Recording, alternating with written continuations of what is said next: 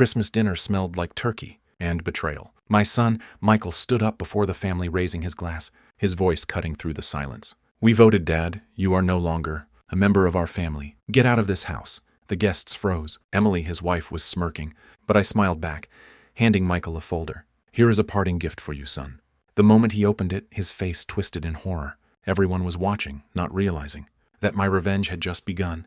They thought they had destroyed me, but they were wrong. Before we continue, please subscribe to the channel and let us know where you are listening in the comments. Now let me take you back to that dining room. The dining room smelled of roasted potatoes and resentment. The old oak table scratched from decades of family dinners, or the weight of our latest battle.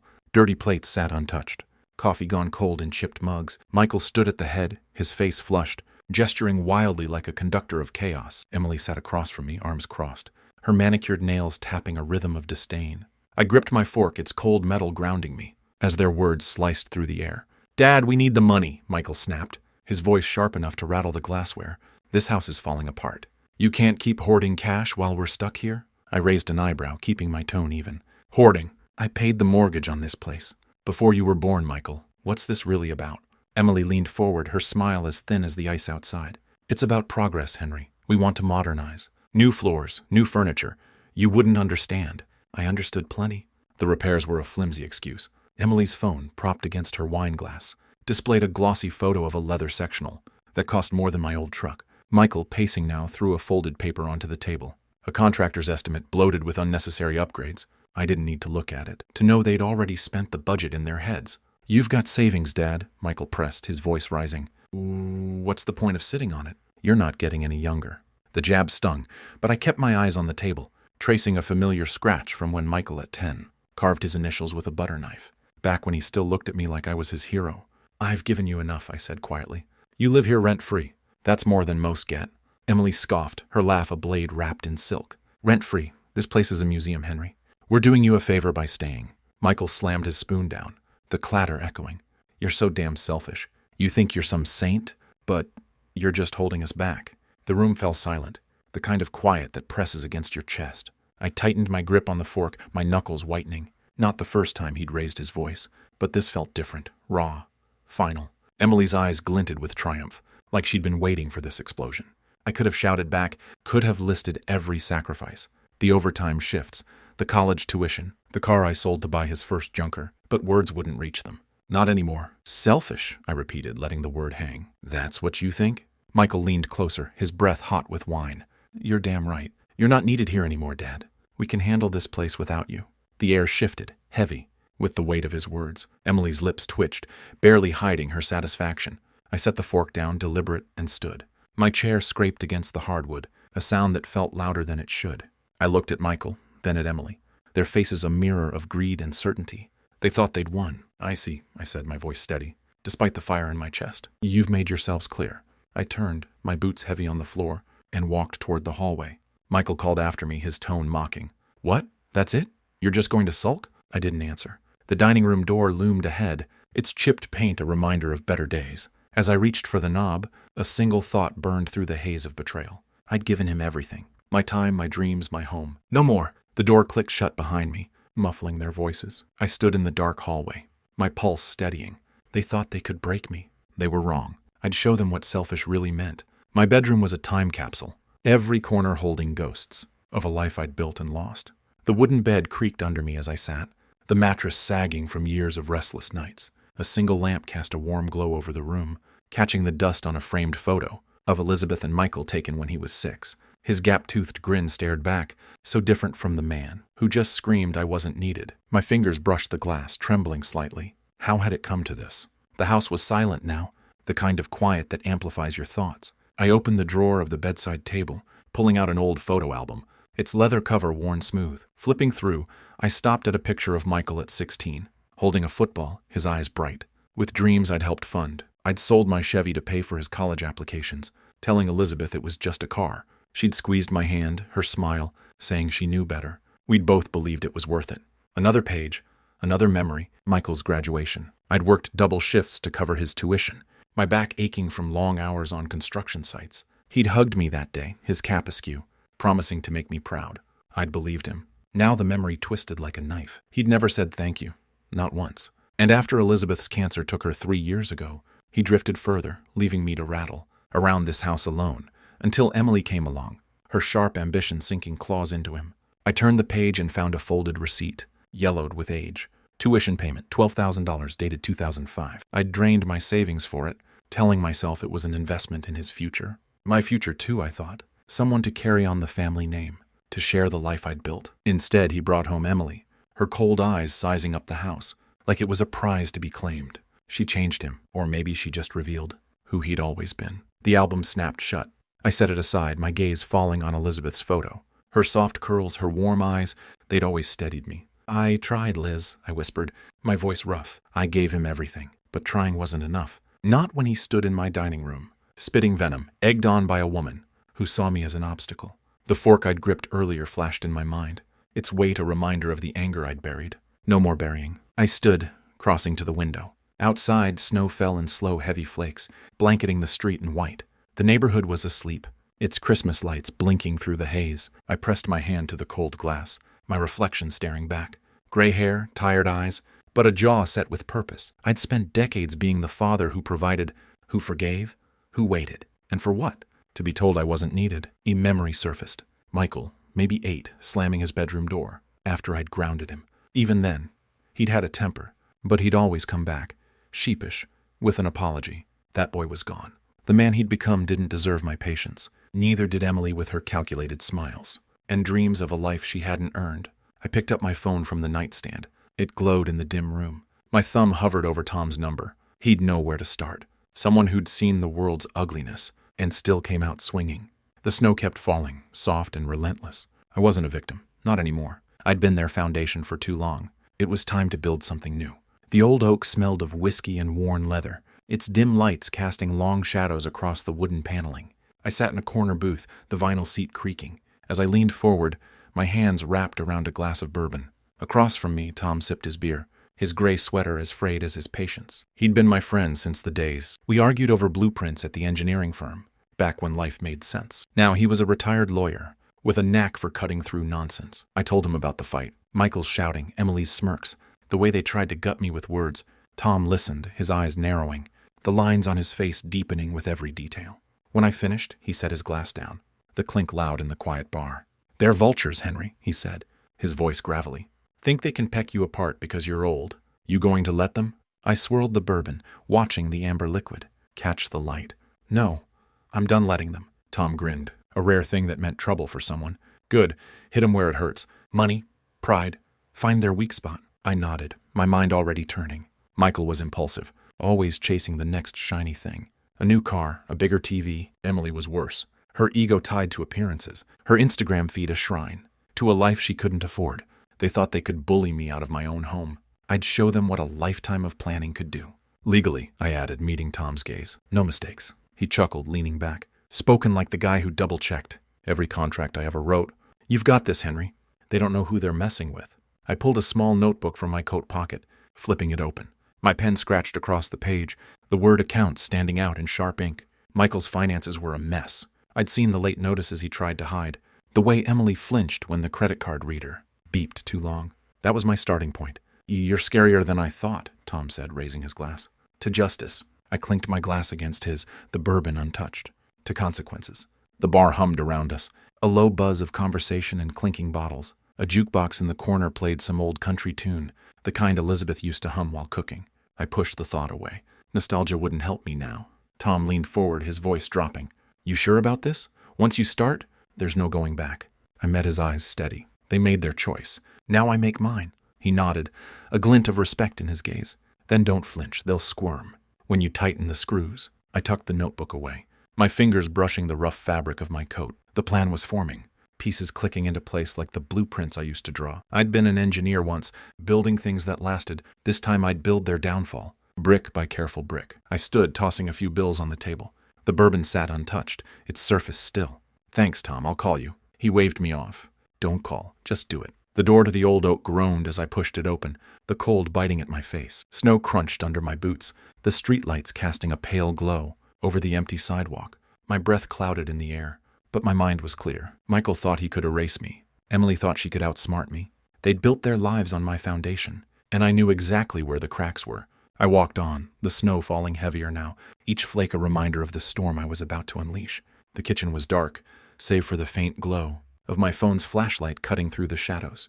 The oak table, usually a place for family meals, was now a battlefield of scattered papers, bills, receipts, a crumpled bank notice. Michael had left them out, careless as always, assuming I wouldn't notice. I moved quietly, my old sweater catching on the chair's edge, as I leaned over the mess. Each document was a window into their world, and I was about to pry it open. I lifted a credit card statement, the numbers glaring under the light. $12,000 in debt, spread across designer clothes and restaurant tabs. Emily's name was on half the charges, including a $2,000 handbag that could have paid the heating bill twice over. I shook my head, a bitter smile tugging at my lips. She'd mocked my outdated house, while burning through money they didn't have. Michael wasn't much better. Late car payments, a gym membership he never used. Their greed was a house of cards, and I was ready to pull the first one. My fingers paused on a bank notice, the word overdue stamped in red.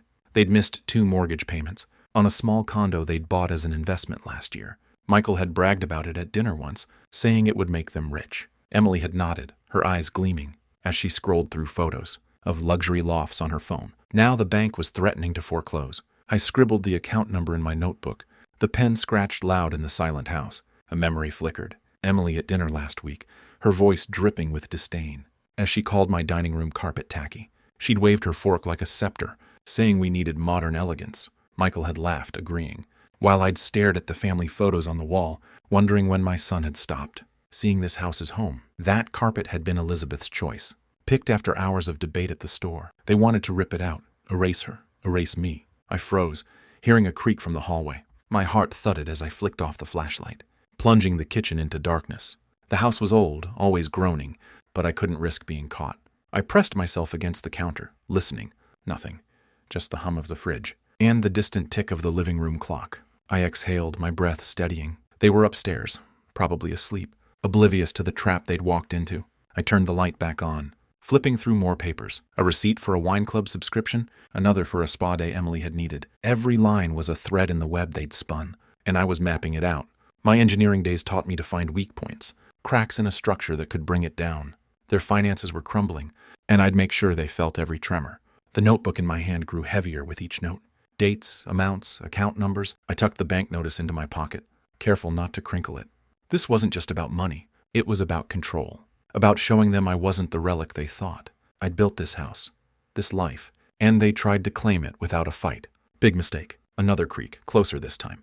Footsteps, slow and heavy, descending the stairs. Michael. I snapped the notebook shut, shoving it into my pocket, as I slipped the papers back into their messy pile. The flashlight went off, and I moved toward the kitchen door, my boots silent on the tile. My hand grazed the doorframe, the wood cool under my fingers. I paused, listening as the footsteps stopped just outside. "Dad?"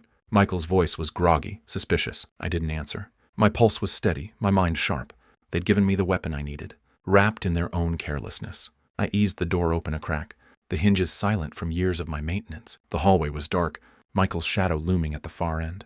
I slipped through, my breath held, and melted into the shadows of the house I knew better than they ever would.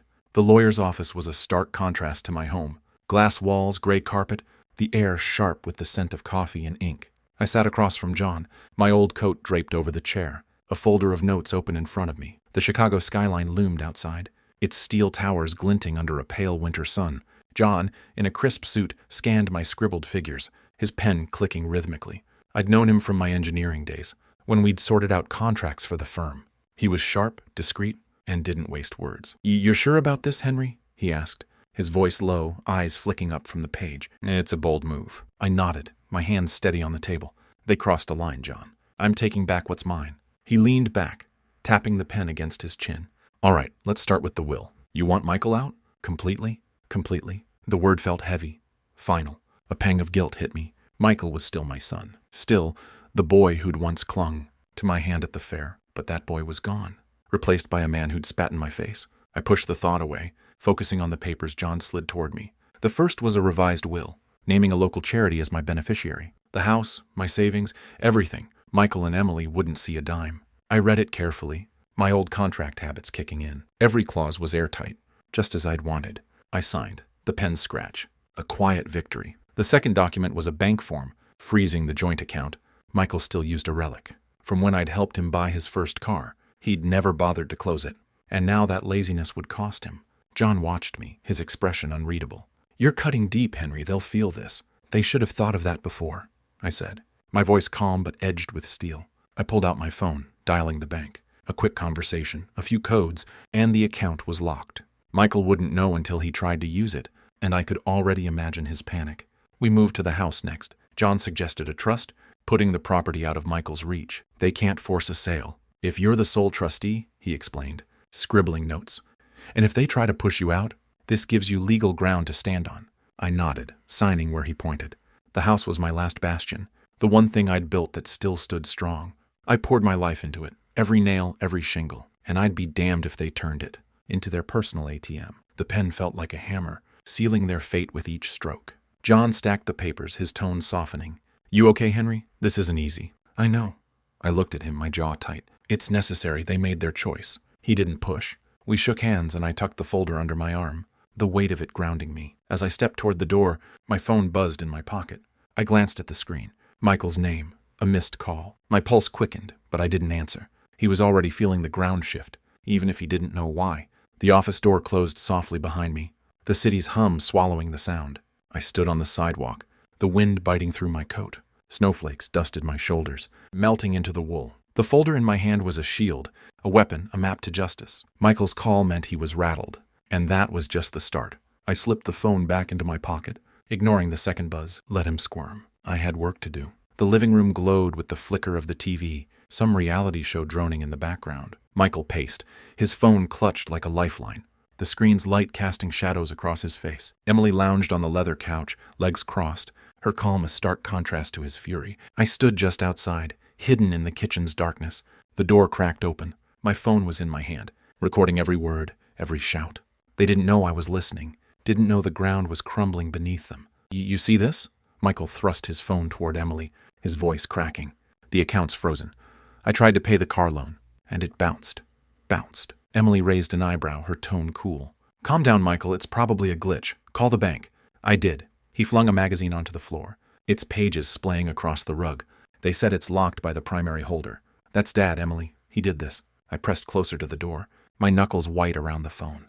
The bank had worked fast, just as I'd hoped. Michael's anger was raw, unfiltered. But it was Emily's reaction I watched for. She shifted, her manicured nails tapping the couch. "Your father? Why would he bother?" "Because he's spiteful," Michael snapped, pacing faster. "He's been sulking since we asked for the repair money. You heard him. He thinks he owns us." Emily's lips curved, a slow, calculating smile. "Then maybe it's time he leaves. This house is too big for him anyway. We could sell it? Move somewhere better? Somewhere modern?" My chest tightened, but I kept still. The phone steady. Sell my house. The one I built with Elizabeth, where we'd raised Michael, where her laughter still echoed in the walls. They weren't just greedy. They were ruthless. I forced my breathing to slow, my engineer's mind clicking through their words, filing them away. Every syllable was evidence, fuel for the fire I was stoking. Michael stopped pacing, his shoulders slumping. "You think we can just kick him out?" Emily leaned forward, her voice low, conspiratorial. "He's old, Michael, vulnerable. We'll say it's for his own good. Find him a nice little apartment somewhere cheap. The house stays with us. It's only fair." Fair. The word burned, but I didn't move. My thumb hovered over the phone, the recording ticking on. They were plotting, right in front of me, oblivious to the noose tightening around them. I'd known they were selfish, but this was a new low. My home, my life, reduced to a stepping stone for their ambitions. Michael hesitated, running a hand through his hair. "He won't go quietly. You know how stubborn he is." "Then we make him," Emily said, her voice sharp now. "We'll talk to a lawyer, figure out our options. He can't stay here forever, dragging us down with him." The TV flickered, a laugh track jarring against the tension. I eased back, my boots silent on the tile. The door's shadow hid me as Emily stood, crossing to the window to check the lock. She was thorough. I'd give her that, but not thorough enough. My phone vibrated faintly as the recording saved, their voices trapped in its memory. I slipped into the kitchen, my heart pounding, but my mind clear. They thought they could outmaneuver me, erase me from my own life, but they'd just handed me everything I needed. Their plan was reckless, sloppy, built on arrogance. I'd use it, turn it against them, let their own words dig the grave they thought was mine. The kitchen door clicked shut behind me, the sound swallowed by the house's silence. I stood in the dark, the phone warm in my hand. They were plotting a war they couldn't win, and I was ready to strike back. The new lock on my front door gleamed under the porch light, its brass surface mocking me. My key, worn from years of use, didn't fit. I stood on the stoop, my breath clouding in the frigid air, snowflakes catching in the folds of my old coat. The house, my house, felt like a stranger's now. Michael and Emily had moved fast, faster than I'd expected. I turned the key again, the metal scraping uselessly, and a cold knot tightened in my chest. They weren't just fighting back. They were trying to erase me. I stepped back, scanning the windows. The living room was dark, curtains drawn, but I knew they were inside, probably gloating. Earlier that day, I'd overheard snippets of their plan, from a cousin's voicemail. Michael and Emily had hired a lawyer, claiming I was unstable, unfit to manage my own affairs. They'd spread the story to relatives, painting me as a senile old man who'd lost his grip. Now this lock, it wasn't just a barrier. It was a declaration of war. I circled the house, my boots crunching through the snow. The side door was locked too, its new deadbolt as unyielding as the front. My fingers brushed the door frame, remembering the summer I painted it with Elizabeth, her laughter mixing with the smell of fresh paint. That memory stung, but I shoved it down. Sentiment wouldn't help me now. I needed a way in, or at least a way to turn this against them. Inside, I imagined Michael pacing, his voice sharp as he barked at their lawyer. I'd seen him like this before, red-faced, gesturing wildly, always needing to be the loudest in the room. Emily would be calmer, her words precise, twisting the narrative to make their betrayal sound noble. I could almost hear her. It's for his own good. He can't live alone anymore. The thought made my jaw clench. They didn't know me at all. I pulled out my phone. The screens glow harsh against the night. Tom's number was at the top of my recent calls. I dialed, keeping my voice low. As I leaned against the garage, "They changed the locks," I said when he picked up. "And they're telling everyone I'm crazy." Tom's laugh was rough, unamused. "Bold move for a couple of amateurs. You got a plan?" "Working on it," I said, my eyes on the house. "They're digging their own grave. I just need to push. Don't let em rattle you," he warned. "They're scared. That's why they're pulling this stunt. Scared or not, they'd crossed a line." I hung up, slipping the phone into my pocket. The snow fell heavier now, blanketing the yard in silence. I walked to the back door, testing the knob out of habit. Locked, of course. But as I turned away, my phone buzzed. A text from my sister-in-law, Linda. "Henry, what's going on? Michael says, you're not well. Call me." I stared at the message, my thumb hovering over the screen. They'd gotten to Linda, too, spinning their lies to anyone who'd listen. The sting of betrayal deepened, but it wasn't despair. It was fuel. They thought they could isolate me, turn my own family against me. They'd underestimated how far I'd go to protect what was mine. I pocketed the phone and headed down the driveway, the snow muffling my steps. The street was quiet, Christmas lights blinking on neighboring houses, their warmth of cruel contrast to the cold radiating from my own. I stopped at the curb, glancing back at the locked door. They thought they'd won this round, thought they boxed me out. But I'd built that house, every beam and nail, and I knew its secrets better than they ever would. Let them gloat. I'd find my way back in. The cafe smelled of burnt coffee and cinnamon, its wooden tables cluttered with holiday shoppers' bags. I sat near the window, my hands wrapped around a chipped mug, the steam rising in lazy curls. Across from me, Sarah fidgeted with her spoon, her bright red scarf, a splash of color against the gray day. She'd been Elizabeth's friend for decades, one of the few who still checked on me after the funeral. Now her eyes were wide with worry, her voice barely above a whisper as she leaned closer. "Henry, I heard something you need to know," she said, glancing around like someone might overhear. "Michael and Emily are planning a big Christmas dinner. They've invited the whole family. Linda, your cousins, everyone. They're going to make an announcement."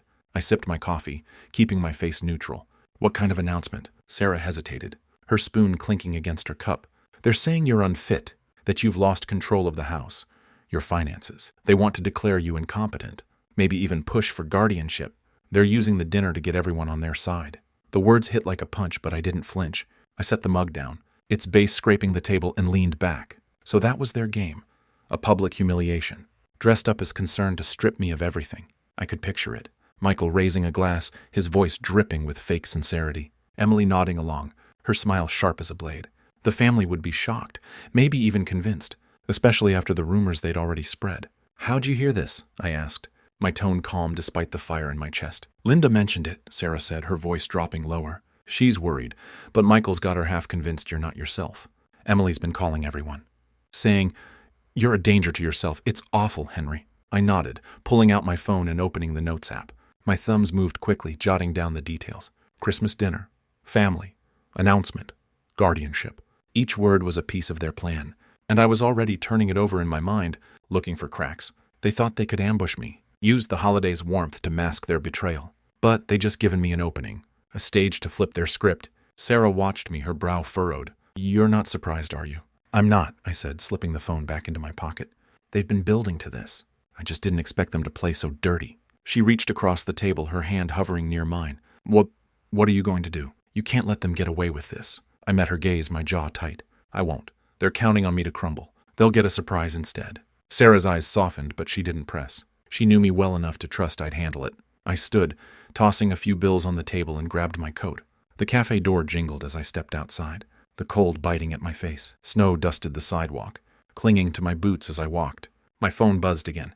Another message from Linda. Probably more questions I wouldn't answer. I ignored it, my mind racing. The Christmas dinner was their trap, but it could be mine too. They wanted a spectacle, a moment to cement their victory. I'd give them one, just not the kind they expected. The streetlights flickered on, casting long shadows across the snow. I checked my notes again, the words glowing on the screen. They'd opened a door to their own downfall, and I was ready to step through.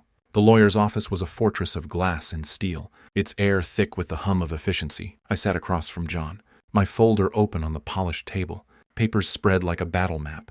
John adjusted his glasses, scanning the documents I prepared: eviction notices from Michael and Emily, a court order to freeze their shared accounts, and a list of their debts meticulously cross-referenced. My engineer's precision had served me well. Every detail accounted for, every loophole sealed. This is ironclad," Henry John said, his voice clipped but approving. "The eviction notice is legal, backed by the trust you set up.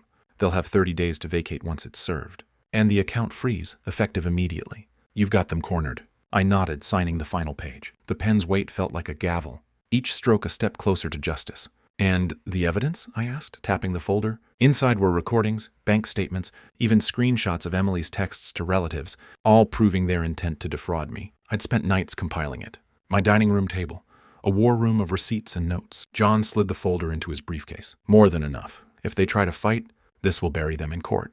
"You've done your homework." I leaned back, the chair creaking under me. Homework?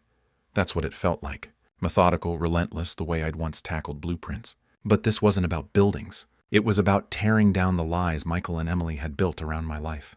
The thought of my son, once small enough to fit in my arms, now scheming to rob me, brought a familiar ache. I pushed it down. Regret wouldn't finish this. Next stop was the bank, a sterile box in the mall's heart, its gray walls lined with posters about savings plans. The young banker, his tie slightly crooked, typed furiously as I confirmed the freeze on Michael's accounts. "All set, Mr. Wilson," he said, his voice nervous like he sensed the weight of what I was doing. I thanked him, tucking the confirmation slip into my folder. The numbers were locked now.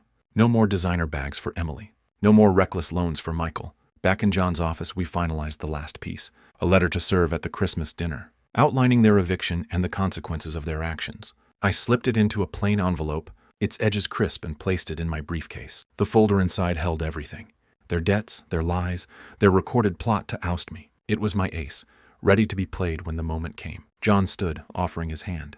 "You're ready, Henry. They won't see this coming." I shook his hand, my grip firm. They never did. Outside, the bank's glass doors swung shut behind me, the sound swallowed by the mall's holiday buzz. Shoppers hurried past, arms full of gift bags, while Christmas lights twinkled above. I stopped, my briefcase heavy in my hand, and looked at the decorations.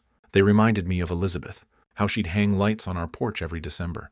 The memory softened me for a moment, but only a moment. Michael had chosen his path, and I had chosen mine. Snow fell as I stepped into the parking lot, dusting my coat. My breath clouded in the air, but my mind was clear. Tomorrow was Christmas Eve. The dinner, their grand stage. They thought they'd humiliate me, rally the family to their side. But I had the folder, the letter, the truth. The lights blinked on, their glow reflecting off the snow. I tightened my grip on the briefcase. Let them set the table. I'd bring the reckoning. The dining room glowed with candlelight, the scent of roasted turkey and pine mingling in the air. The old oak table was draped in a white cloth, set with Elizabeth's china. Each played a silent nod to better days. Relatives and friends filled the chairs. Linda, my cousins, a few neighbors, their faces a mix of anticipation and unease. Michael stood at the head, a wine glass in hand, his smile as polished as the new watch on his wrist. Emily sat beside him, her posture perfect, her eyes glinting with quiet triumph. I sat opposite, my hands folded, a plain folder tucked beneath my chair. They thought this was their moment.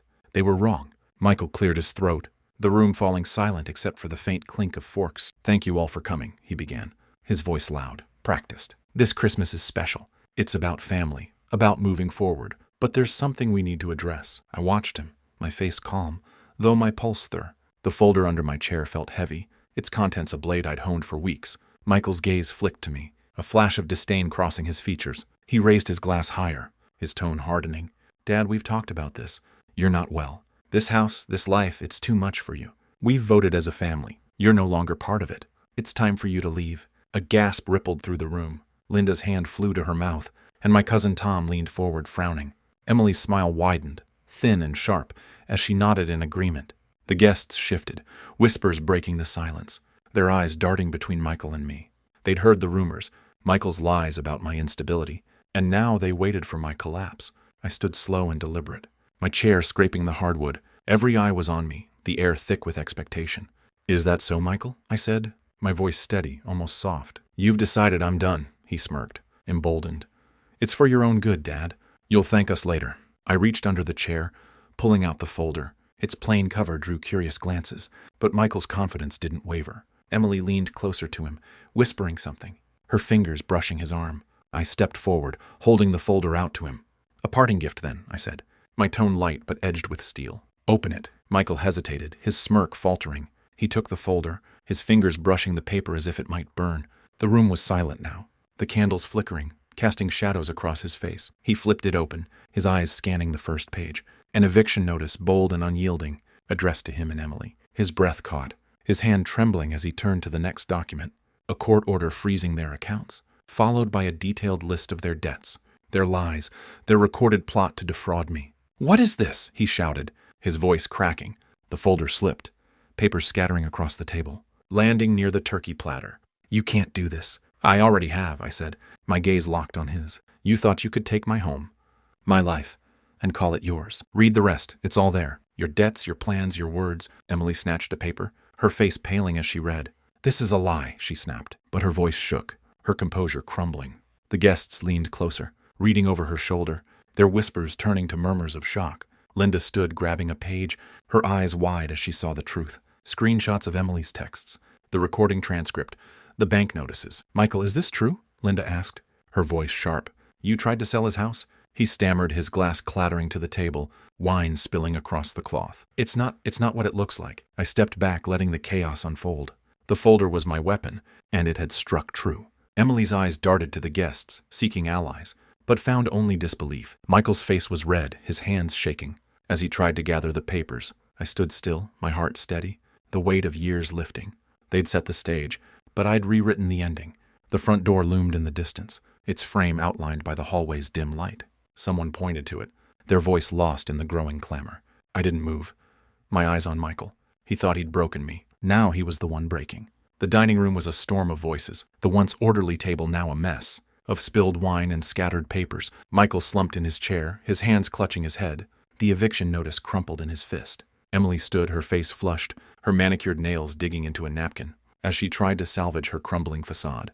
The guests were on their feet, some shouting, others whispering, their eyes darting between the documents, and the couple who'd betrayed me. I stood at the edge of the chaos, my hands in my pockets, watching their world unravel. Michael, explain this, Linda demanded, waving a bank statement, her voice cutting through the noise. You told us Henry was losing his mind, but this says you plan to sell his house. Michael's head snapped up, his eyes wild.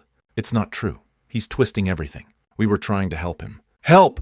My cousin Tom barked, snatching a paper from the table. This is a recording of you plotting to kick him out. You called him a burden. Emily stepped forward, her smile forced, her voice trembling. Everyone, please calm down. There's been a misunderstanding. We only wanted what's best for Henry. Best?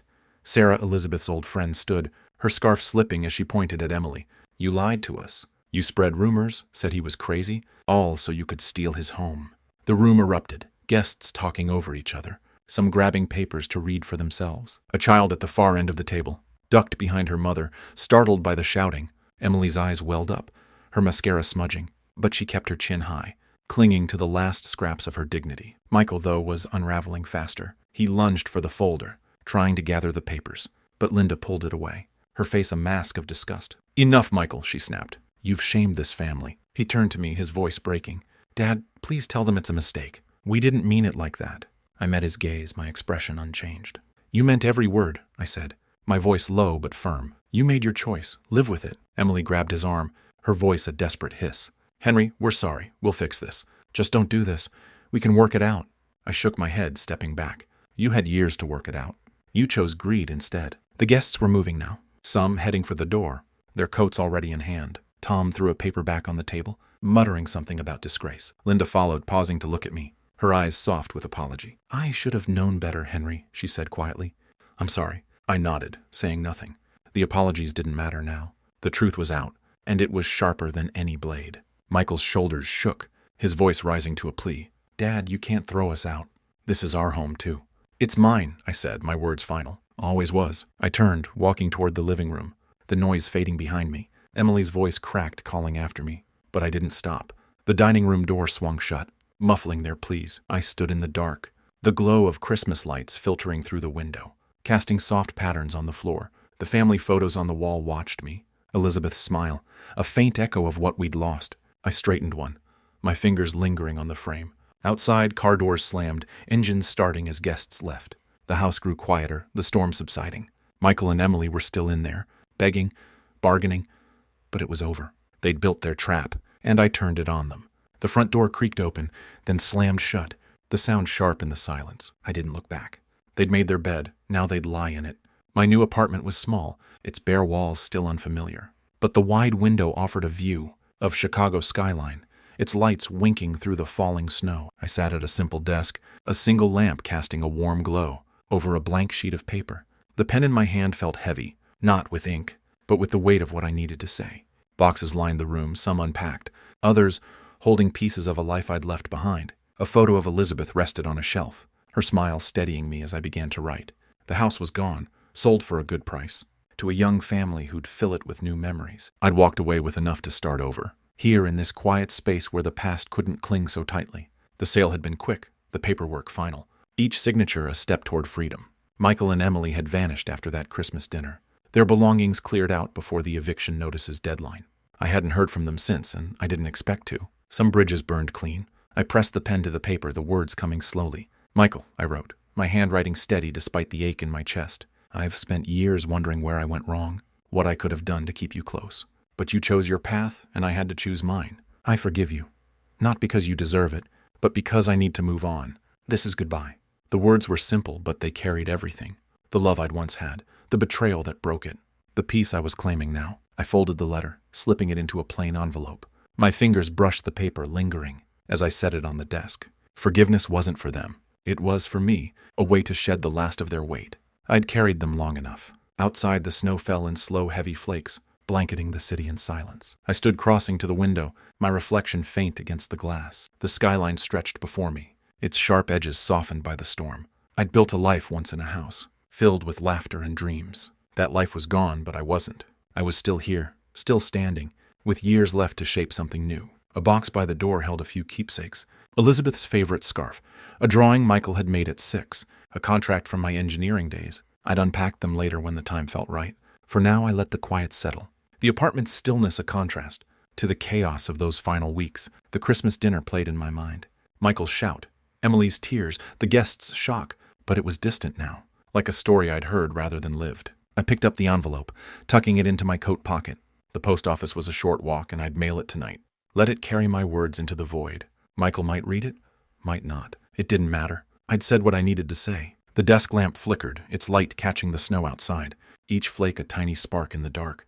I grabbed my coat, the envelope crinkling as I pulled it on. The apartment door clicked shut behind me, the sound soft but final. The hallway was empty, the building quiet, but the city waited beyond, alive with possibility. I stepped into the elevator, my boots leaving faint wet prints on the floor. The snow would keep falling, covering the old paths, making way for new ones. I was ready to walk them. If you like this story, please like this video, subscribe to the channel, and share your impressions of this story in the comments. To listen to the next story, click on the box on the left. Thank you for watching.